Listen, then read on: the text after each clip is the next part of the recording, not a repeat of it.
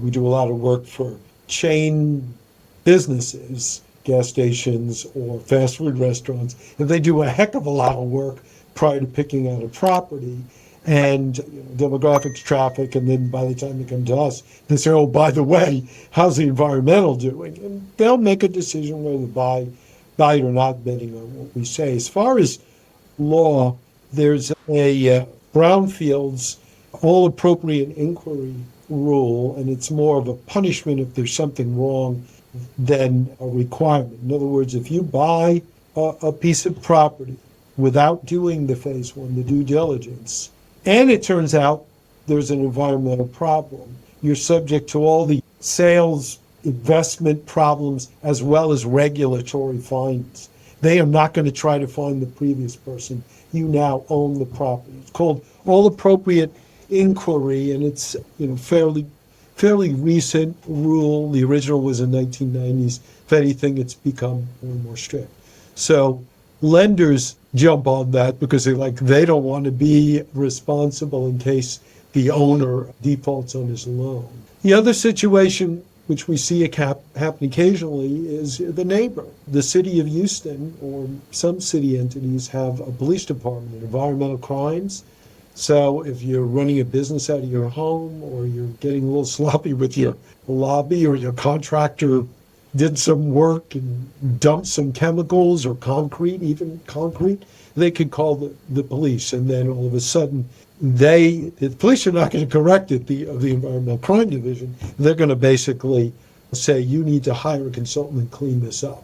So that's the second one. And now you're going to help me with the third. When you have, we talked about this a little bit, but when you're doing the demolitions and renovations and making sure that the workers are safe, because if you're coming in and doing a demolition and there was mold and asbestos, you're putting your workers at risk because you didn't take the precautions of, looking and making sure that it was clean beforehand.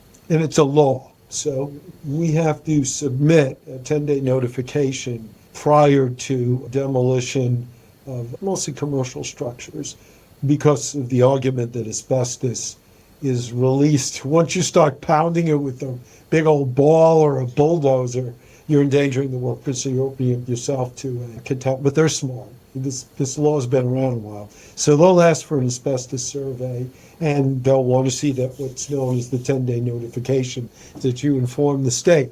State finds a midnight serious demolition project, and they're not going to like that much. So that's another instance of something that's required by the law.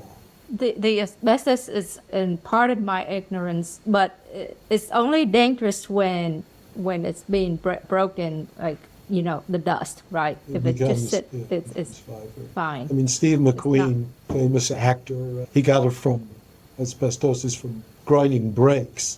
And it all came about from a HERA, a regulation involved schools. So you think about it, the government was trying to protect themselves once it found out that asbestos, when breathed in, cannot be handled by the body and causes lung cancer and other different types of cancer. So they said, we are forcing children to go to these buildings and we could be blamed for this. So most school districts now have abatement of asbestos or encapsulation or something called an operation and maintenance plan, and you're right.